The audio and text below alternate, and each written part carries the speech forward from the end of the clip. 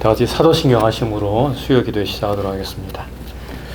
전능하사 천지를 만드신 하나님 아버지를 내가 믿사오며 그 외아들 우리 주 예수 그리스도를 믿사오니 이는 성령으로 잉태하사 동정녀 마리아에게 나시고 본디오 빌라도에게 고난을 받으사 십자가에 못 박혀 죽으시고 장사한 지 사흘 만에 죽은 자 가운데서 다시 살아나시며 하늘에 오르사 전능하신 하나님 우편에 앉아 계시다가 저리로서 산자와 죽은 자를 심판하러 오시리라. 성령을 믿사오며 거룩한 공예와 성도가 서로 교통하는 것과 죄를 사하여 주시는 것과 몸이 다시 사는 것과 영원히 사는 것을 믿사옵나이다. 아멘. 찬송가 382장 부르겠습니다.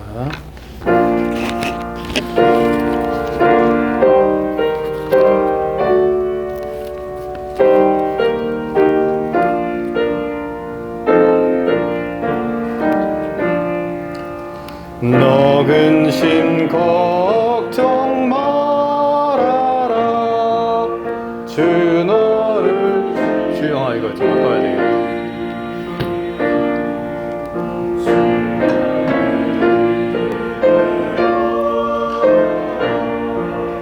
주 너를 지키리 주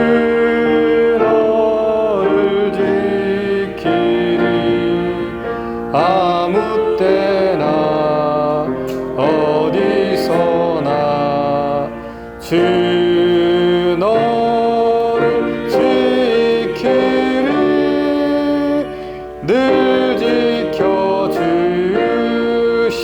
지켜주시리 어려워 낙심될 때에 주 너를 위험한 일을 당할 때 주 너를 지키리 주 너를 지키리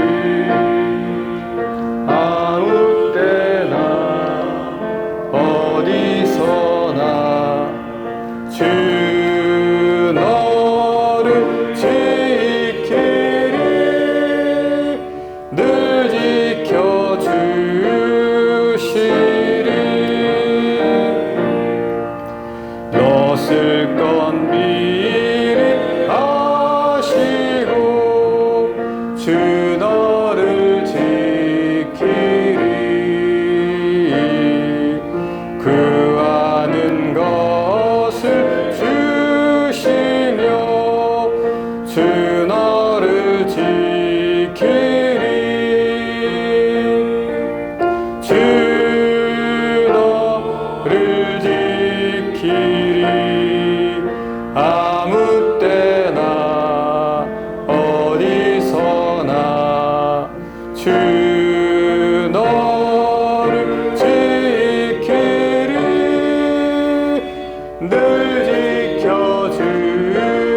지켜주시리 어려운 시험 당해도 주 너를 지키리 그 주의 품에 거하라 주 너를 지키리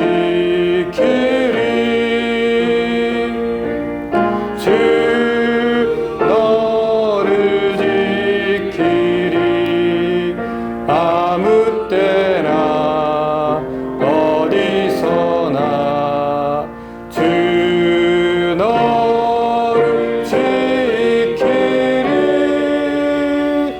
늘 지켜주시리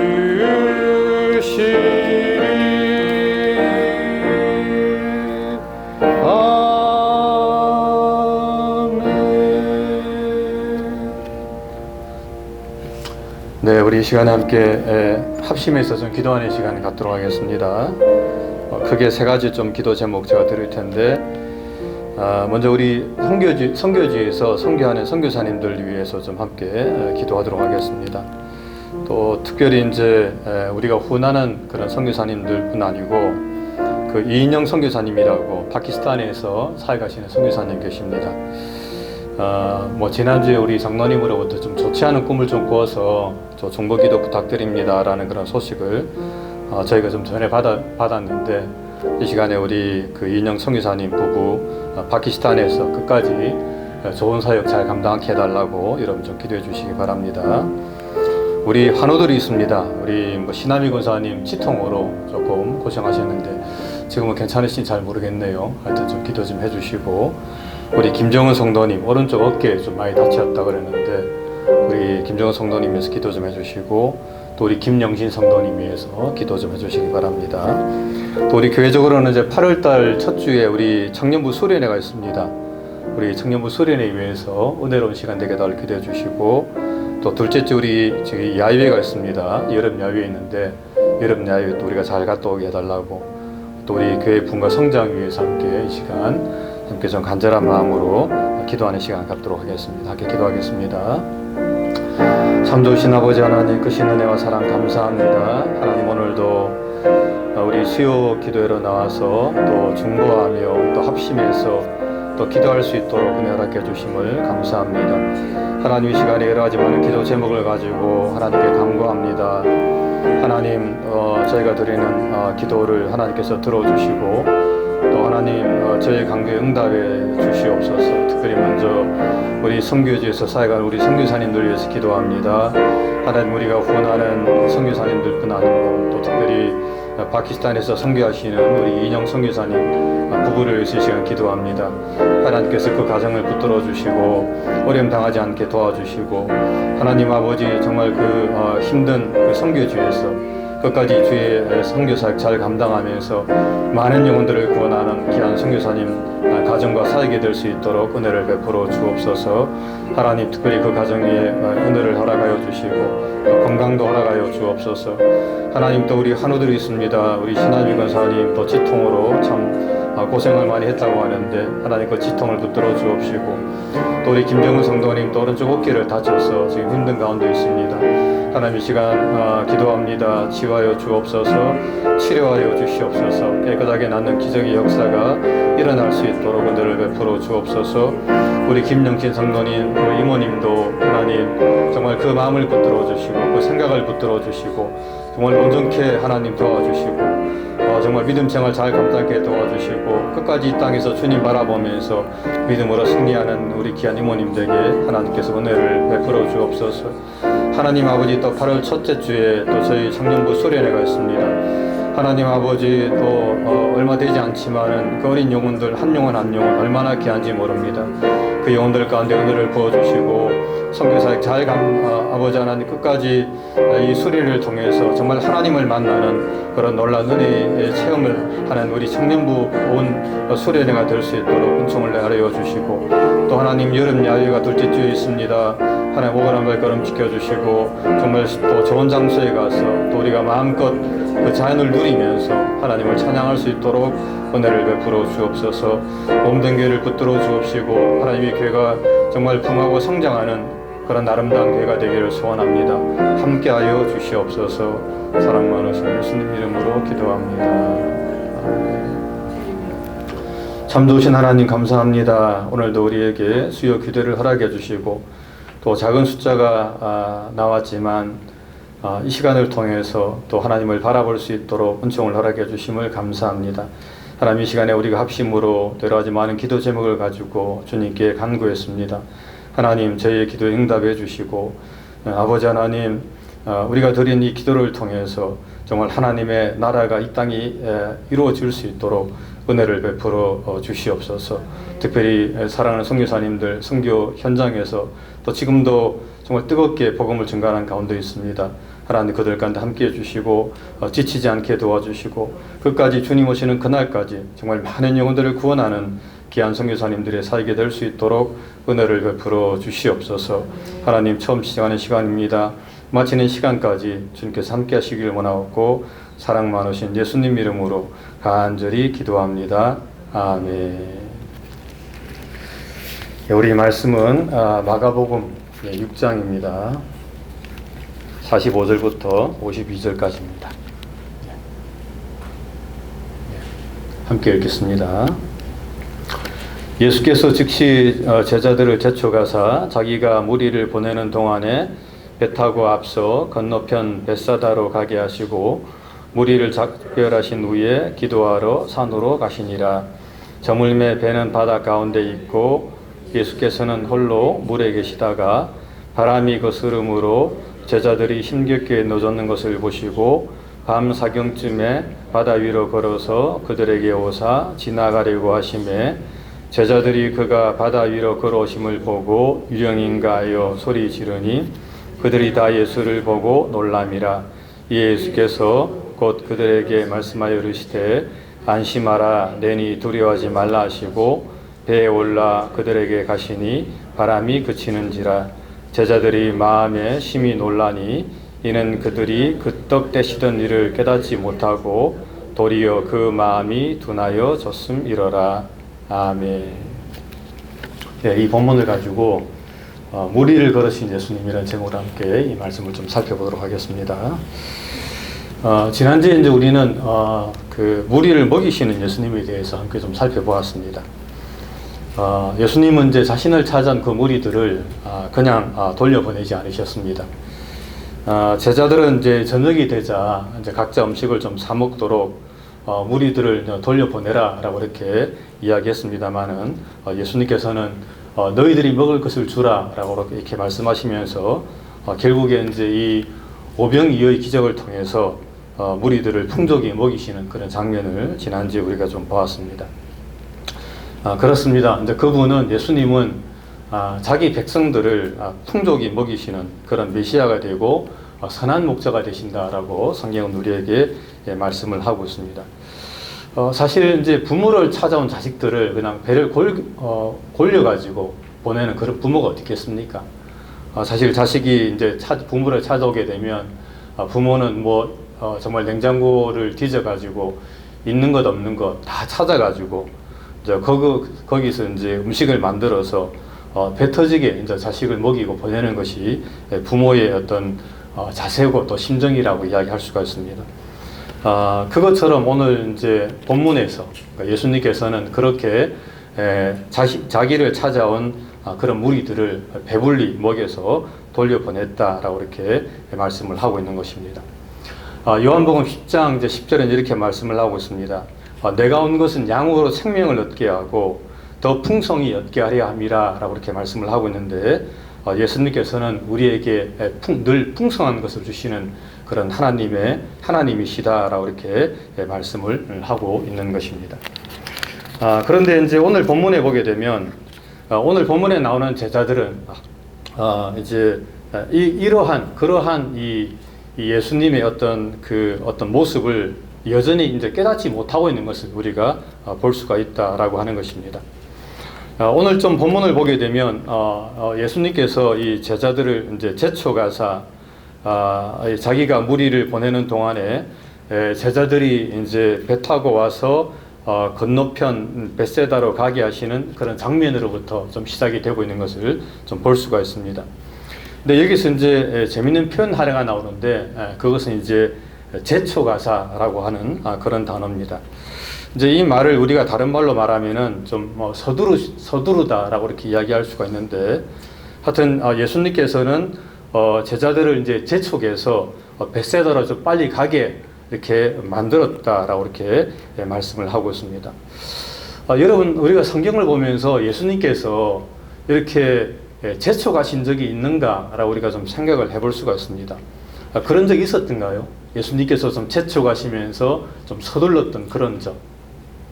사실은 성경에서 이런 어떤 모습은 찾아보기가 힘듭니다. 예수님께서는 사실 굉장히 느긋하시던 분이시거든요.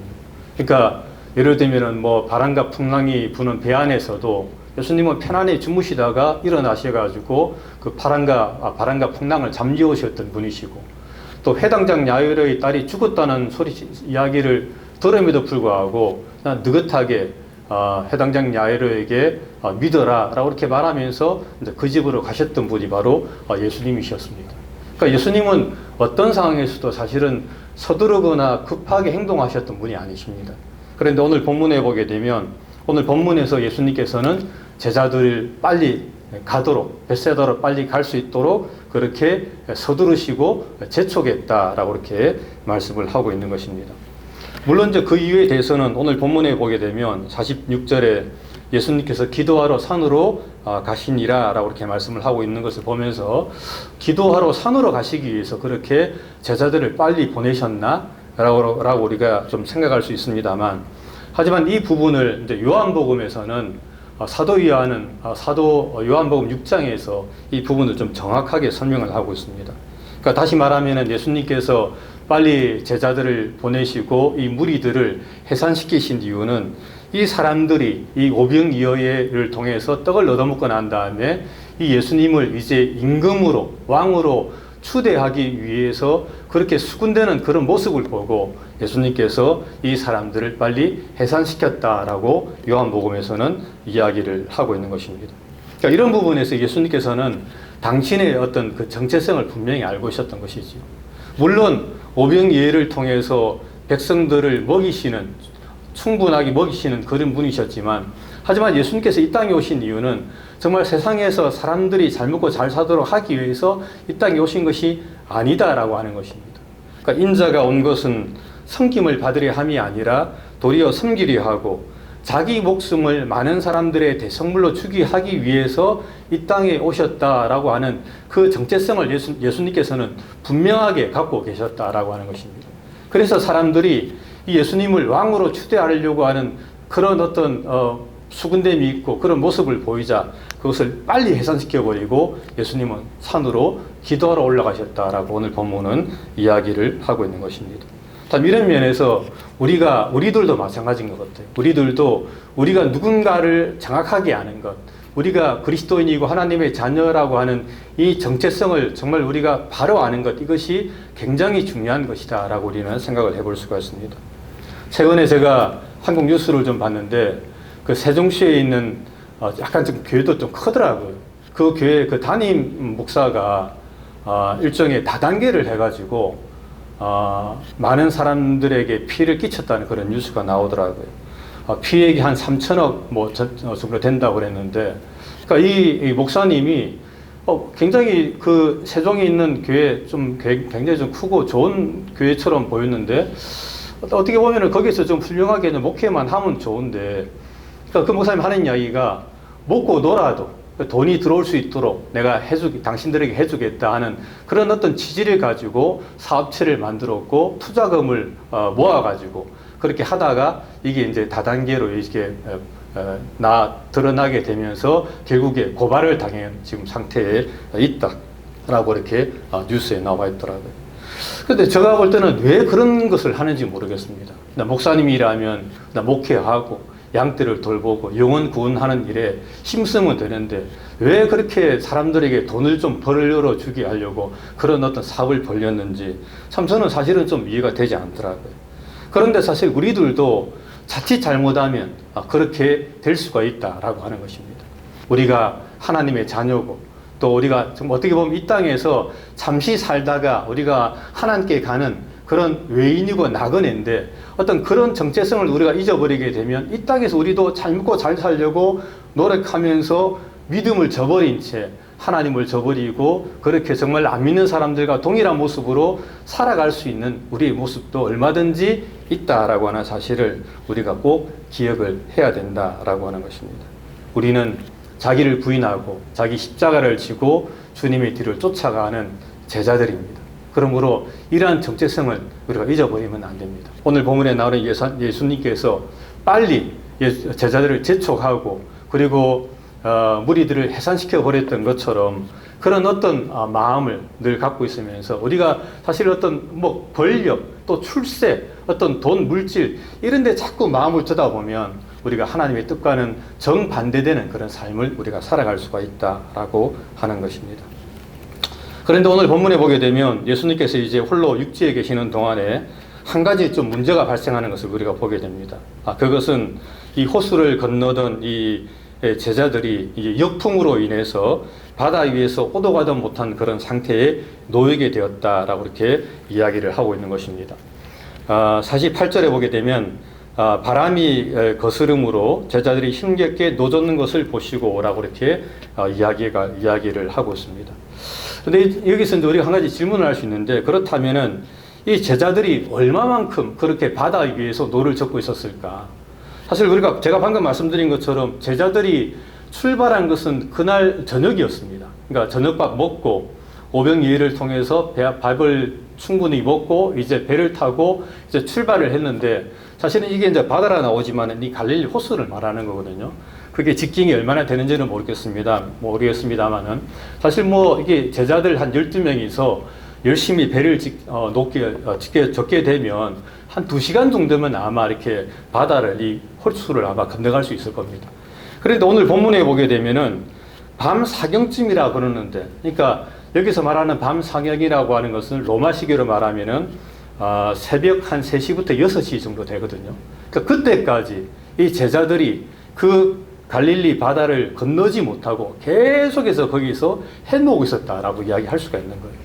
그런 면에서 볼 때에 이 제자들은 정말 밤새 그 갈릴리 호수에서 이렇게 오도 가도 못한 그런 상태에서 이렇게 좀 고통을 받았던 것을 우리가 볼 수가 있습니다. 자, 그런데 그것을 이제 예수님께서는 보셨다라고 이렇게 이야기를 하고 있는 겁니다. 말씀을 하고 있습니다. 여기서 이제 우리가 한 가지 좀 생각할 수 있는 것은, 그렇다면 예수님께서 그것을 여러분 육안으로 보셨을까요? 영안으로 보셨을까요? 뭘로 보셨다고 여러분 생각하십니까? 예수님께서 육안으로 보셨을까요? 이때가 새벽이지 않습니까? 깜깜한 새벽이고, 그리고 배는 그래도 갈릴리 아마 바다 한 중간쯤에 있었을 텐데 예수님께서 육지에서 그것을 아마 육안으로 보셨다. 아마 예수님께서 그렇게 육안으로 보셨을까요? 제 생각은 그렇지는 않을 것 같습니다. 어떻게 보면은 예수님께서 이제 영안으로 보신 거겠죠. 다시 말하면 어떤 초자연적인, 예수님께서 하나님의 아들이시기 때문에 어떤 신적인 어떤 통찰력을 가지고 그 제자들이 그 갈릴리 바다에서 오도 가도 못하는 그런 상황을 아마 보았을 것이라고 우리는 생각을 해볼 수가 있습니다. 참 이런 면에서 예수님은 모든 것을 보시는 분이십니다. 인간의 눈에는 보이지 않는다 할지라도 예수님께서는 그 모든 것을 감찰하시는 하나님이시다라고 성경은 말씀을 하고 있는 거죠. 창세기에 보게 되면은 하갈이라고 하는 그 여종이 사라에게 이제 쫓김을 받습니다. 하갈이 아기를 잉태했는데 자기가 이제 여주인 노릇하려고 그러니까 사라가 하갈을 학대를 하는 거죠. 그 가운데 하갈이 이제 광야로 쫓겨나가게 됩니다. 거기서 하갈이 정말 힘들게 하고 있는데 하나님의 천사가 나타나서 하갈에게 다시금 사라에게 너희 여주인에게 돌아가라 라고 이렇게 이야기하는 그런 장면이 나옵니다. 그때 하갈이 하는 이야기가, 하나님은 나를 돌보시는 하나님이시구나, 감찰하시는 하나님이시구나 라고 이야기하면서 부엘라 헤로이라고 하는 그런 말을 하게 되는데, 오늘 본문에 나오는 그 예수님께서는 이렇게 모든 것을 보시는 하나님이시다라고 오늘 본문에서 이야기를 하고 있는 것입니다. 사실 우리는 종종 가끔씩 어떤 사람들은 과연 하나님께서 나를 아실까, 내 이름을 아시고 나의 삶을 지켜보고 계실까라고 질문하시는 분들이 있습니다. 정말 이런 분들이 있더라고요.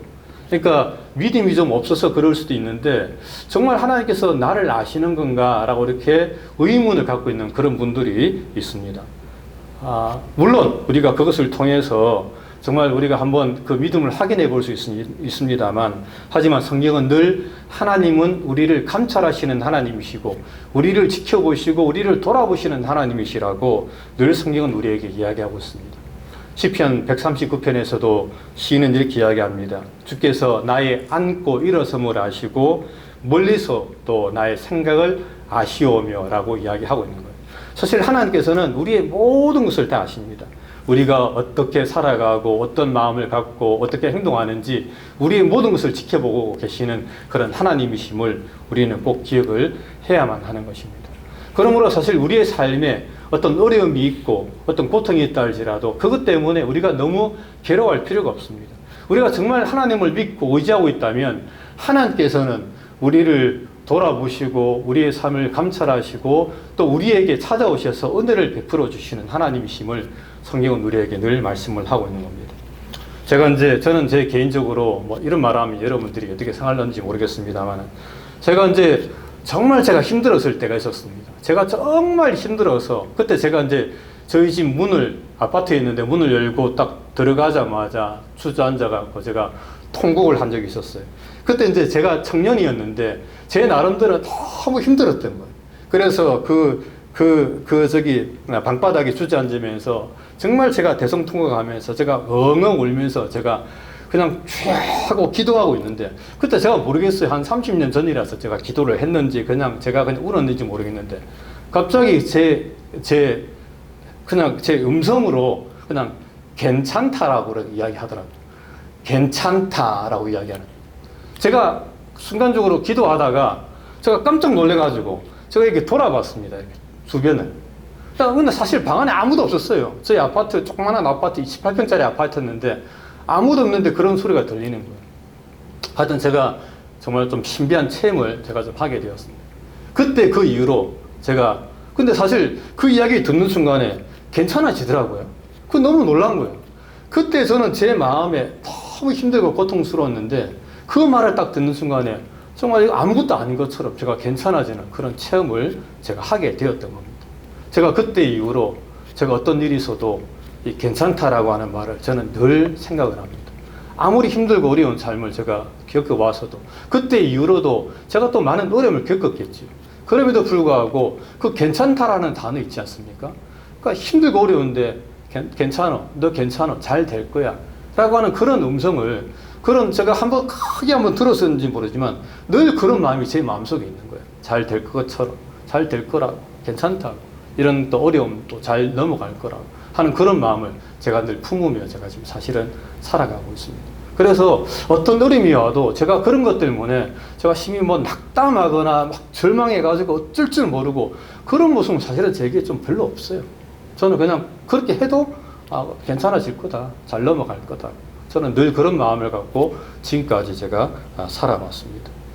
그렇습니다. 예수님은 우리를 돌아보시고 감찰하시고 또 지켜보시는 하나님이심을 여러분들 꼭 기억하시기 바랍니다.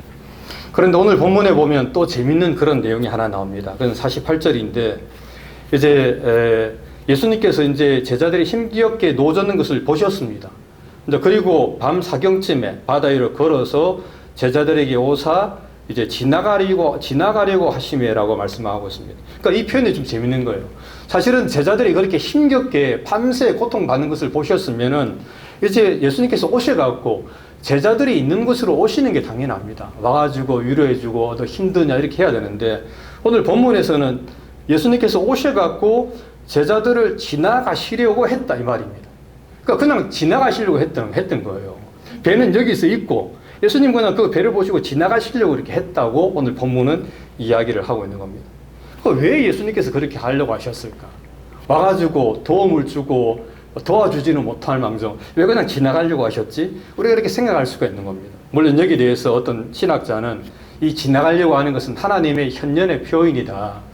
모세를 지나가시는 하나님, 엘리야를 지나가시는 하나님, 그러면서 예수님께서도 지나가시기 때문에 이것은 하나님의 현년의 표현이다라고 이렇게 해석을 주의를 하기도 했습니다만은, 제가 볼 때는 물론 그런 부분도 있지만 여기서 예수님께서 그냥 지나가려고 하셨던 이유는 한번 이전에 제자들이 그런 이 똑같은 상황을 한번 경험을 했기 때문에 그렇습니다. 그 경험이 마가복음 4장 35절부터 41절에 나오는데, 이 바람과 바다를 잠잠케 하신 그 예수님, 그 똑같은 상황을 재현했지 않습니까? 그 상황 속에서 제자들이 정말 어쩔 줄 모르면서 주님 우리가 죽어가는데 주님 지금 주무시면서 뭘 하고 있습니까? 그러니까 예수님께서 주무시다 일어나가지고 바다 보고 바람아 잠잠하라, 고요하라. 그러니까 순간 그것이 싹 고요해지면서 그들이 그냥 살아난 겁니다. 그러니까 그런 경험을 사실은 제자들이 했기 때문에 예수님 생각에 제가 볼 때는 너희들 경험했지? 그때 너희들 살았지? 괜찮았지? 또 살 거야? 그러면서 예수님께서 지나가려고 하셨던 것 같아요. 저는 그렇게 생각합니다. 그러니까 그런 면에서 여러분 이 경험이라고 하는 것 저는 참 중요하다고 보거든요. 제가 예전에 한번 뭐 다윗과 골리앗 이야기도 했습니다마는 다윗이 골리앗과 싸우려고 왜 나갔습니까? 물론 이 다윗의 마음에 울분이 있었어요. 감히 할례 받지 못한 사람이 하나님의 이름을 모독해? 라고 하는 그런 울분이 있었지만 그 울분만 갖고 나가면 다윗은 골리앗한테 맞아 죽습니다. 그 자리에서. 그잖아요. 싸움 상대가 안 되잖아요. 다윗이 어떻게 골리앗을 이깁니까? 그런데 다윗이 경험이 있었던 거예요. 어떤 경험이 있었습니까? 곰과 사자를 이 물맷돌로 물리쳤던 경험이 있는 거예요. 자기가 이 양들을 지키려고 사자가 곰이 오면 물맷돌을 돌렸고 그 사자와 곰을 쫓아냈던 경험이 있었기 때문에 다윗이 마음에 만약에 하나님께서 함께 하시면 내가 이 물맷돌을 돌려가지고 저 골리앗을 아마 쳐 죽일 수 있다 하는 그런 마음을 갖고 있었던 것입니다. 그 마음을 갖고 있었기 때문에 그런 경험이 있었기 때문에 이 다윗이 그 물맷돌을 가지고 나아간 거지. 아무것도 할 줄 모르는 사람이 그냥 분노만 갖고 울분만 갖고 내가 너 쳐 죽일 수 있어라고 나가면은 맞아 죽는 겁니다. 그거는 역사가 일어나지가 않는 거예요. 그런 면에서 이 경험을 한다고 하는 것은 너무나도 정말 어떻게 보면은 정말 좋은 것이라고 이야기할 수가 있습니다. 오늘 본문에서 예수님께서는 너희들 저번에 경험했다. 그때 너희들 안 빠져 죽었다. 너희들 그냥 살아날 거야. 나 그냥 지나갈 거야. 너희들 알아서 해갖고 그냥 놓아줘서 와. 그런 식으로 예수님께서 그냥 지나가려고 하셨다라고 저는 그렇게 보아집니다. 이런 면에서 우리가 정말 어떻게 보면 여러분 이런 면에서 이 경험이라고 하는 것도 중요하지만 제가 그래서 물론 이제 이 모태신앙이라고 하는 거 뭐 우리 아이들도 신앙입니다만 모태신앙은 잘 못해서 모태신앙이라고 그러더라고요. 기도도 잘 못하고 봉사도 잘 못하고 안 하려고 그래서 모태신앙이라고 할 수 있는데 그럼에도 불구하고 이 모태신앙들의 하나의 장점은 흔들림이 별로 없습니다.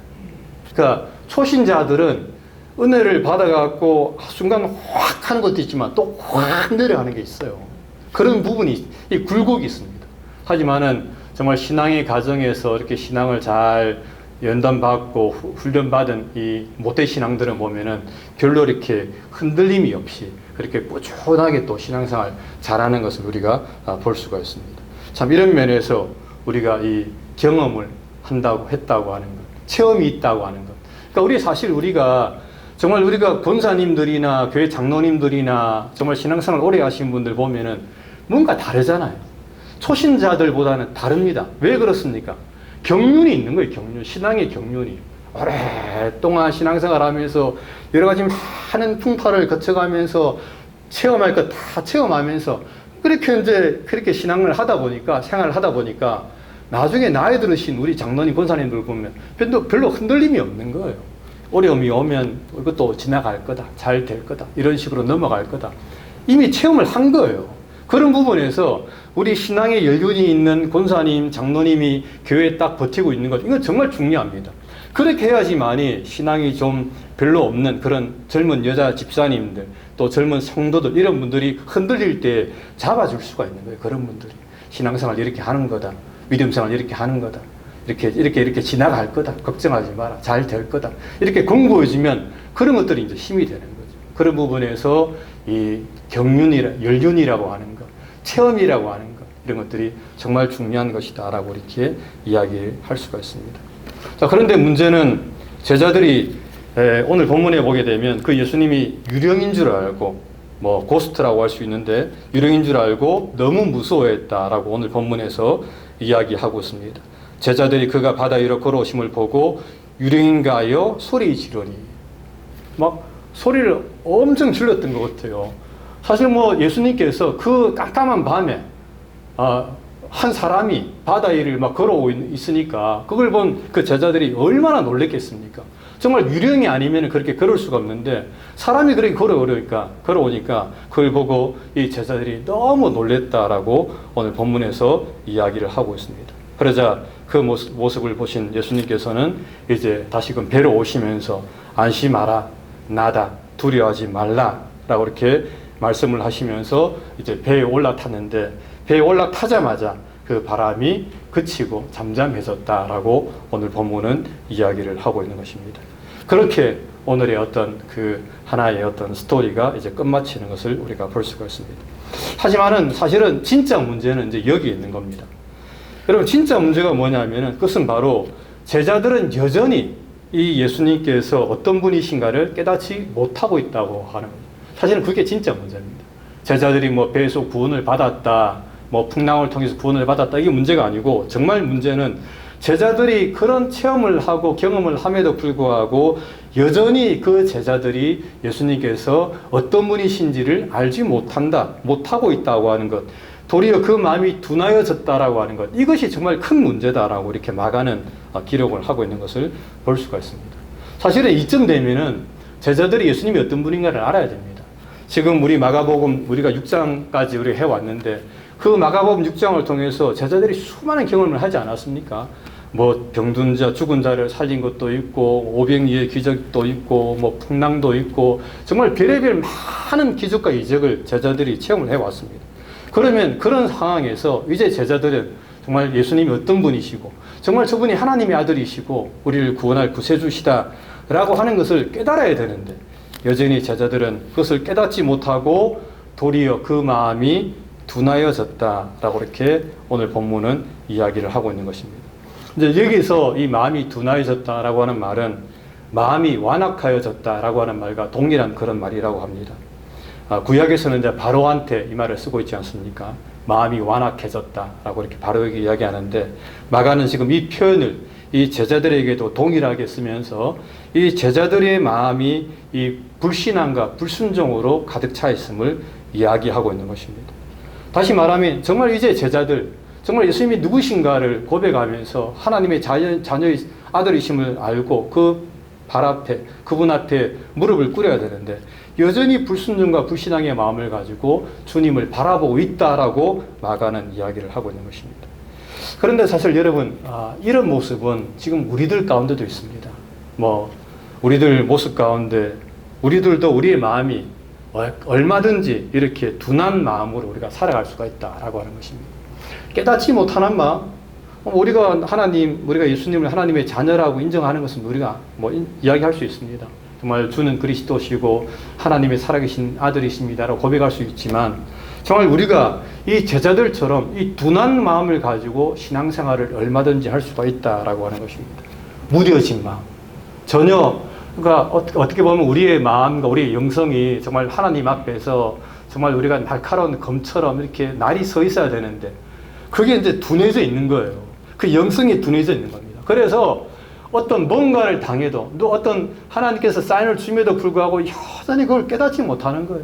영성이 너무 무뎌져가지고 누가 뭐라 이야기해도 그 말씀도 들리지 않고, 예를 들면 새벽에 만나를 통해서 주시는 그 말씀을 들어도 무슨 말인지 잘 모르겠고, 예배를 드림에도 은혜가 없고, 그러니까 이런 것들이 다 둔해져가고 그런 거예요. 우리 마음이, 영성이 둔해져가지고 우리가 하나님 앞에 제대로 반응을 하지 못하는 겁니다. 근데 오늘날 사실 제가 볼 때는 그냥 제가 볼 때는 거의 다 이렇게 신앙생활 하는 겁니다. 뭐 이렇게 우리 제 자랑은 아닙니다만은, 라떼 있지, 라떼. 우리 때, 제가 청년 때는 뭐 우리 주영이도 우리 청년 회장입니다만은, 청년 때 사실은 금요일마다 우리 감남산 기도원이라고 밀양에, 제가 부산에 있었는데 밀양에 기도원에 차가 와요. 그럼 부산 한 바퀴 뺑 돕니다. 그럼 청년들이 밤 12시에 다 타가지고 거기에 도착하면 한 밤 12시 됩니다. 그러면 밤새 집회하고 부르짖고 기도하고, 새벽에 오면 아침 6시, 아침 5시, 그러면 이제 새벽기도 토요일날도 했었거든요. 저희 교회가. 그러면 새벽기도 하고 이제 가는 거예요. 청년 때 제가 그렇게 신앙생활을 했었어요. 정말 하나님 앞에 정말 죽으라고 부르짖는 거예요. 그때 감남산 기도원 가면은 진짜 몇천 명 모여가지고 아마 그 경남 일대에 있는 그 기도원이 엄청 컸었습니다. 거기에 모여갖고 얼마나 울부짖으면서 기도했는지 모릅니다. 그렇게 신앙생활을 한 거예요. 철야기도 하고, 또 뭐 금식도 하면서 하나님 앞에 정말 간절하게 하나님을 찾으면서 하나님의 은혜를 구하는 그런 삶을 살았습니다. 근데 오늘날, 물론 시대가 그럴 수도 있어요, 제가 볼 때는. 그러므로 뭐 이렇게 옛날하고 비교할 수는 없습니다만, 그럼에도 불구하고 오늘날은 참 어떻게 보면 좀 더 세속화되고, 또 물질 때문에 그럴 수도 있고, 또 정말 깨어있지 못하는 그런 삶을 통해서 우리가 하나님 앞에 좀 둔한 마음을 가지고 지금 우리가 살고 있지는 않는가라는 생각을 해봅니다. 사실 우리가 그렇게 하면 안 됩니다. 우리가 더욱더 그럴수록 말씀을 묵상하고, 우리가 이제 우리에게 뭐 살 게 없습니다만 그럴수록 우리가 더욱더 말씀을 묵상하고 또 새벽에 만나 듣고 또 그 말씀 또 묵상하고 또 하나님께 우리가 기도하면서 우리의 영성을 계속해서 우리가 둔한 상태로 있지 않기 위해서 우리가 노력을 해야 된다라고 하는 것입니다. 그렇지 않으면 우리의 마음이 이 제자들처럼 점점점 계속해서 둔해질 수밖에 없습니다. 그러다 보면은 하나님은 작아 보이고 세상은 커 보입니다. 하나님 안에 있는 것들은 작아져 보이고 세상 밖에 있는 것은 커져 보이는 거예요.